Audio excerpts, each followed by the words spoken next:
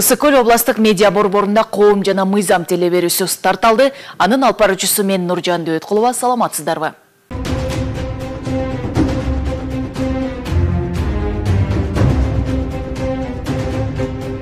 Азыркы тапта эл айла таппай, акылга суусап, туура жол таба албай, даана жолго түшө албай турган кез экенин эч ким тана албайт. Балким ушул берүүлөрдөн улам кыргыз эли айтылган акылдан көптү көрүп, билимге сугарылып, коомдогу элдин ошондой эле мыйзам өкүлдөрүнүн тартипке чакыруусундагы иш-аракеттери, алардын кеңештери жумурай журтка таасирдүү болот деген ишеничтер зор. Ошентсе да ар бир мамлекеттин өнүгүүсүнүн өз философиясы бар. Ал ири алдыда адамдын, элдин рухуна негизделет. Адам өзүн тазартуу, агартуу керек экени, коомду оңдоодо алгач ар бир адамзат өзүнөн баштоосу абзел. Бүгүн биз адамдардын сотторго болгон ой пикирлери, мамилелери, дегеле соттордун коомдогу ролу жөнүндө кенен токтолмокчубуз.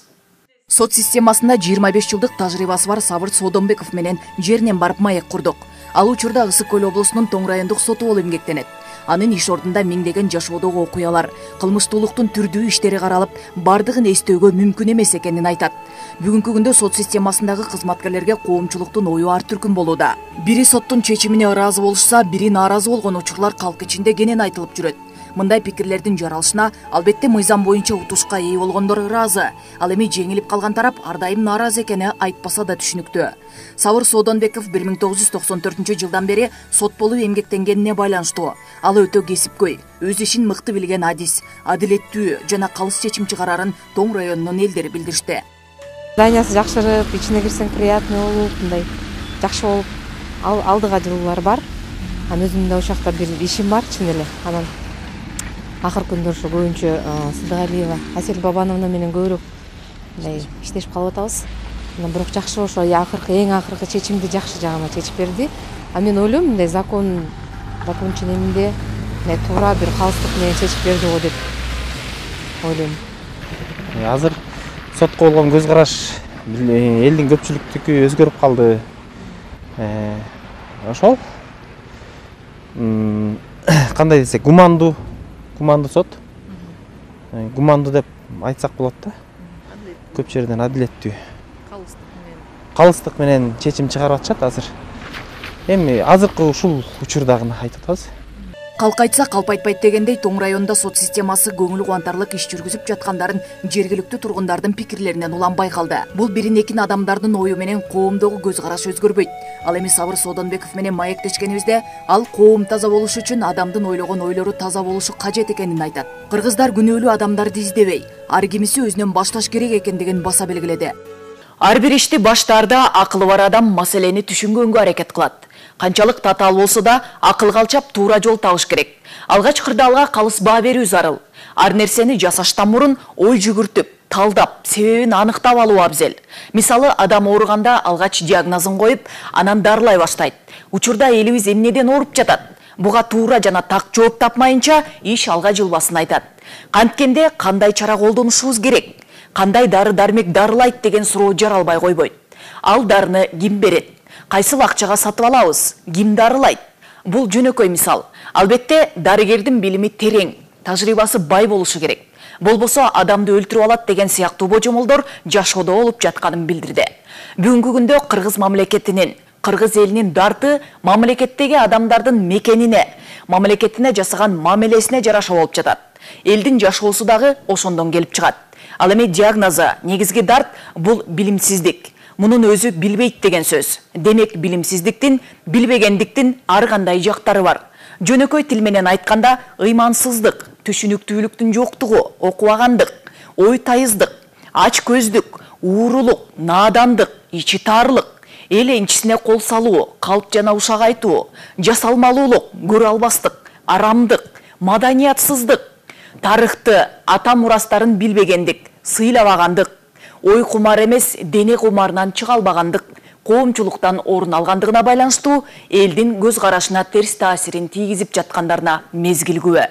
Андыктан алга умтулуп биримдүүлүк, билимдүүлүк, жалпы элдик маданият, түшүнүктөр, келечекке карай элдик ой максаттар аркылуу салттуу нарк дөөлөттөрдү сактап, өнүктүрүп жаңылануунун үстүндө иш алып баруу милдет.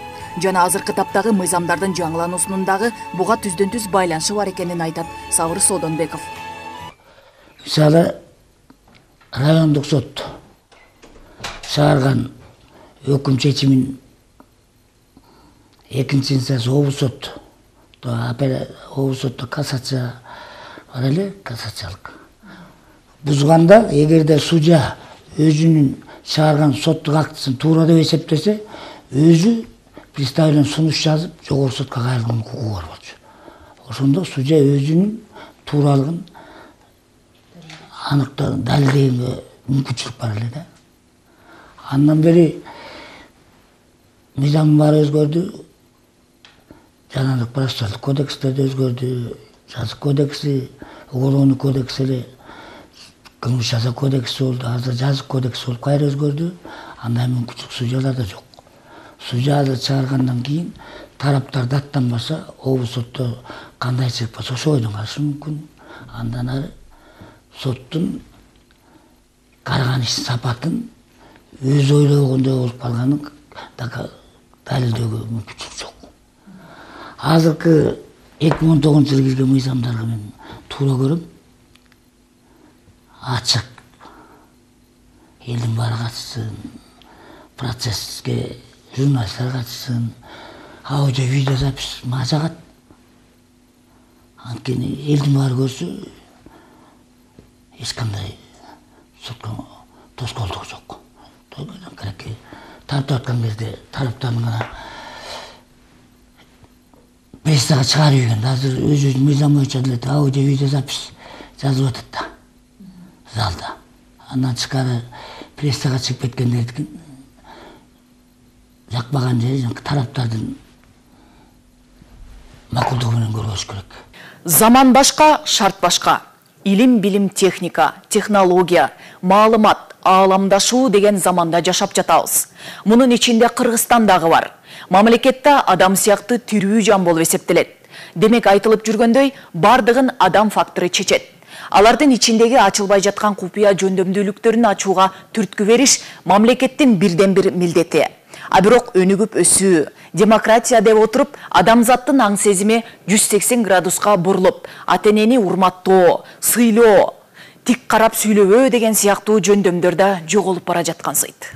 Бүгүнкү күндүн сот тармагына кайрылуулардын бирден бир орчундуу маселелери ата-энесинен үй талашып, арыздашкандар да күн санап өскөнү, кыргыз эли үчүн өөн көрүнүш. Бул нерсе кыргыз баласынын канында, түпкү ата тарыхында жок окуя болуп жатканына соттордун дагы таң калтырат. Мындай окуялардын бири Тоң районунун тургуну Совет апанын башынан өткөн. Анын үй жайын өз баласы нике кагазы жок мыйзамсыз жубайлуу болуп, ал келин Совет апаны үйүнөн кубалап чыгып, көчөдө калтыргысы келген. Бирок соттун ырайымдуулугу, адилеттүүлүгү менен мыйзамдуу түрдө толуккандуу Совет Илиповага тийиштүү чечим чыгарып берген. Качан эле кыргыз баласы ата-энеге кол көтөрүп, баш көтөрчү эле. Алардын кыймылсыз мүлкүн талашмак турсун, асырап багуу ар бир баланын милдети деп тарбияланышты эмес беле? Аттиң дүйнө, айтсаң тилиң күйөт, айтпасаң ичиң күйөт деген оомалуу төкмөлүү жашоодо жашап калдык беле деп эненин жүрөгү сыздады. Мен болсо ошо кичи балам менен жашап аткам.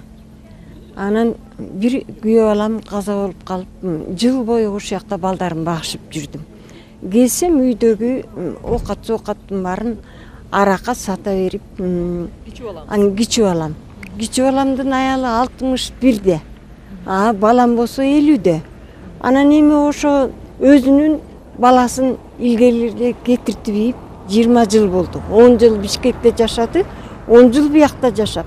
Анан келсем ошо үйдөн бар жогуна арак ичип эле тынчтык бербей койгондо сотко кайрылууга туура келди. Анан ошо соттун чечими боюнча адилеттүүлүк менен чечип өзүңөрчө жашагыла, эми бул эжени жайына койгула, эмне үчүн арактан башыңар чыкпайт, же балаң болбосо, же нике кагызың болбосо бул кандай деп ошентип адилеттик менен чечип берди.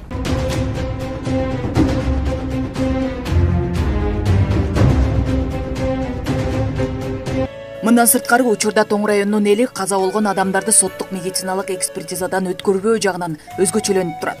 Балким шарияттын шартына шайкеш болуш үчүнбү, Айтор адам мүчөсүнө бычак тийгизбестен 6 саны аман коштошуу жөрөлгөсүн сакташат деген божомолдор айтылды. Бүгүнкү күндө соттук кароого туулгандыгын аныктоо, асырап алуу, камкорчулук жагдайлар менен кайрылуулар абдан көп экени тастыкталды.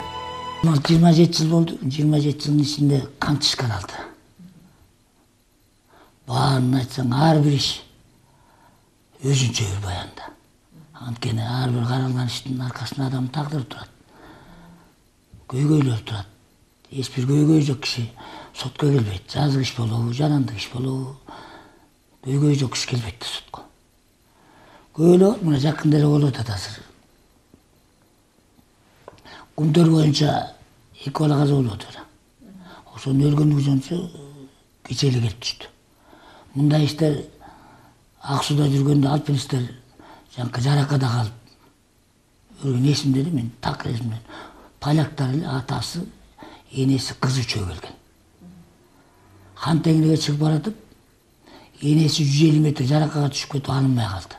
Вертолет менен эмче эспит баары барып алынбай калып, сотко келишип өлгөндүгүн аныктап берүү жөнүндө. Адам кайсы белгилүү ушундай мезгилде өлгөндүгүн аныктап берген алар керек да документ. Ошондо сотко келип, атасы менен кызы берген көрсөтмөсү эсимен кетпейт. Бул эми 5 кечик деп эсептеп коюшат экен. Бул 5-ти мерзатага калды, көңүлбөй калды, тигиндей мындай дебейт. 5 кечикти деп кайра өзлөрү того чыгып кетишти. Чечим кандай ушу кайра ушу жанкара кемебиз, туристтик эмебиз, алпинисттик мезгил ошол мөөнөт бүткөнгө чейин жанкареки 40 күн үйүнө отуруп, ыйлап отуруп эле тиги атасы менен кызы кайра тоо кетип калышты. Таң калган. Анткени себеби өз убагында митирке албай же туура эмес катталган сыяктуу иш кагаздарды оңдоонун бардыгы соттун чечими аркылуу бүткөрүлүп калганын Тоң райондук социалдык өнүгүү башкармалыгынын бөлүм башчысы билдирди. Мындай фактылардан бир канчасы бүткөрүлүп, сот системасына ыраазы болду. Бүгүнкү күндө бизде деген калктын эң муктаж бөлүгү болгон аз камсыз үй бүлөнүн көпчүлүк убакта өздүгү аныкталбай калган убакыт кездешип атат. Баланын туулгандыгы жөнүндө күбөлүгү жок. Биз баягы күбөлүгүн ата-энеси убагында албай, ата-энеси каза болуп калып, же болбосо ата-энеси таштап кетип, же башка жака иштеп кеткен убакта баланын укугунун сакталышы боюнча биз ушу сот системасы менен байланышып, баланын өздүгүн аныктаткан туулгандыгы жөнүндө күбөлүгүн алышып атабыз. 2019-жылы эле биз сот системасы менен, соттун чечими менен биз 5 баланын туулгандыгы жөнүндө күбөлүгүн алдык. Андан башка 2 адамдын өздүгүн аныктаттык. Себеби экөө тең убагында алган эмес, майып адам болгондуктан биз өздүгүн аныктатып, бүгүнкү күндө майыптыкка чыгышы өзүнүн тиешелүү социалдык камсыздоосун алып атышат. Ооба, чындыгында Сабыр Содонбековдун дарегине карата айтылган жакшы сөздөр көңүл кубантарлык. Мындай адамдар башкаларга үлгү болуп, өзүнөн кийин шакирт даярдашып, өз тармактарында түбөлүктүү из калтырышары анык. Аны менен баарлашканда ички дүйнөсүндөгү көп сырлары менен бөлүштү. Жогоруда айтылгандай, билимдүү гана адам бийиктикке жетерин, акылдуулук менен иш кыларын өз сөзүндө белгиледи. Анын бул кесиптин ээси болгонго тарыхый китептер, санжыра угуп чоңойгону түрткү болуп, ата тегинин атын чыгарып, баягы Коңураттын баласы деген статуска ээ болууну бала кезинен кыялданып, жаштын тилегин берет болуп ойлогон максат орундалган. Бирок ага касиеттүү көл жээги да себепчи болгон. Бала чагы Жети Өгүз районунун Кичи Жаргылчак айылында өтүп, эр жеткен. 1983-жылдан баштап 1988-жылга чейин Кыргыз мамлекеттик университетинин юридикалык факультетинде билим алган. Ал эми 1989-жылдан 1994-жылга чейин Ысык-Көл Нарын облусунда юстиция башкармалыгында эмгектенген. 1994-жылдан баштап Ысык-Көл облусунун Балыкчы шаары облустук сотто, Түп, Ак Суу, Тоң райондорунда соттун төрагасы, андан соң сот болуп тынымсыз кызмат кылып келген. Үй бүлөлүү 5 баланын атасы.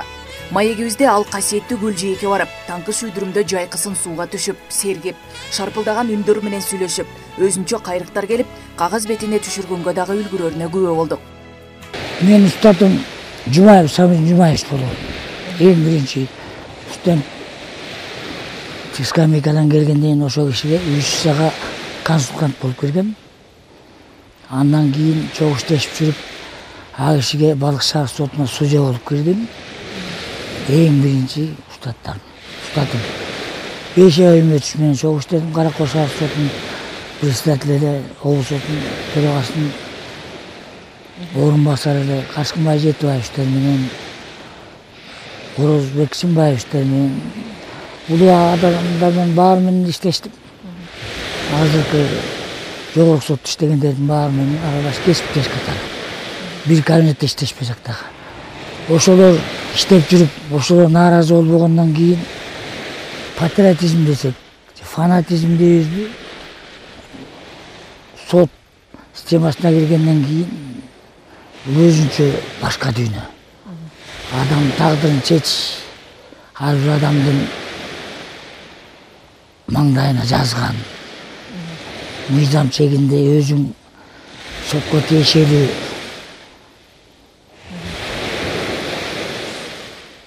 мамлекеттик мыйзамдардын талабына жооп берген адам катары, экзаменден өткөн катары, өткөндөн кийин эми жалгыз айлыктын көзүн карабай иштеп келаткандан кийин эми патриотизм дейби, кандай дейт эми эл баасын берет да.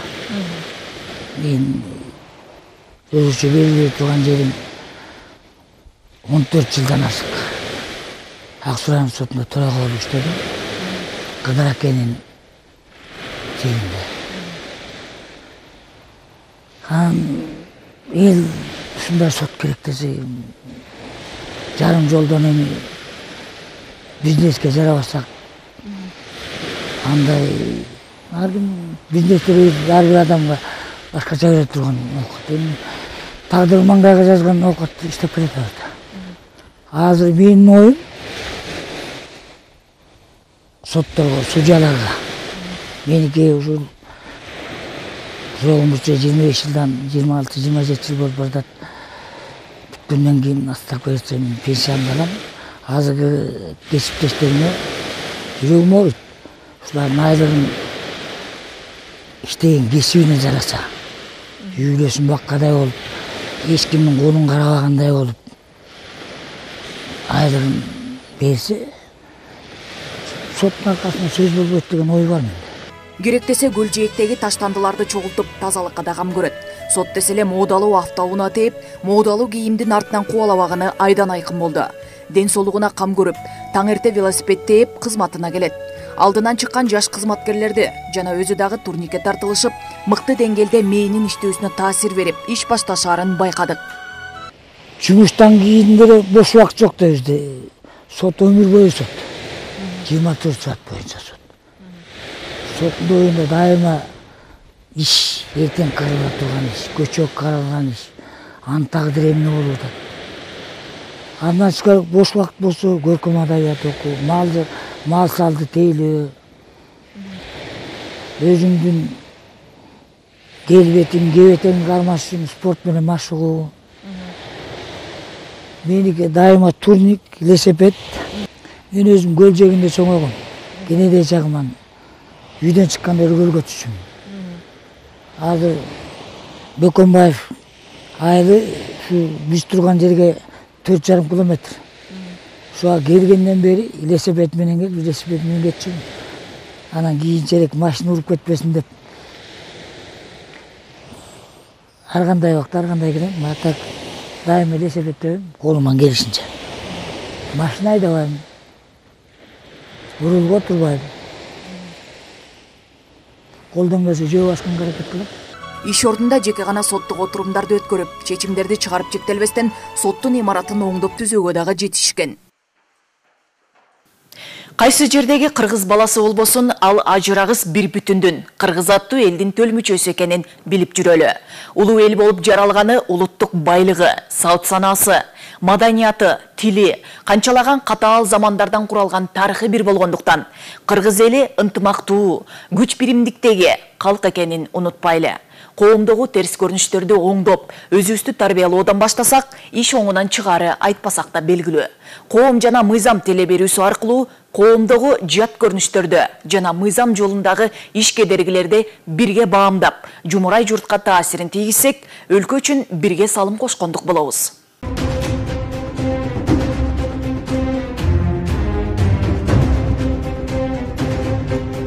Сиздер менен Коом жана Мыйзам автордук программасы болду. Анын алып баруучусу мен Нуржан Дөөткулова. Эмки эфирден амандашканга чейин сак саламатта туруңуздар.